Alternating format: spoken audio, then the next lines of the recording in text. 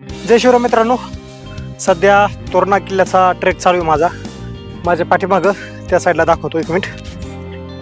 तो तोरणागडावरच्या माच्या तिथून पसरला आहे तो पार तिथपर्यंत, तिथं पण बुरुज दिसतोय तो आला। आणि याच लाईननं तुम्ही इकडे जर पाहिला असं तर तो आहे राजगड, दिसतंय तो बाले किल्ला वंच टेकडा दिसतंय। आणि इकडे खाली आलेला इथं पॉईंट तो जो आहे तो आहे संजीवनी माचीच्या पलीकडल्या साईडला आळू दरवाजा। आणि आळू दरवाजाच्या तिथून असंच ट्रेक करत करत करत करत इथं येऊन आपण इथं तोरणागडावर थेट येऊ शकतो।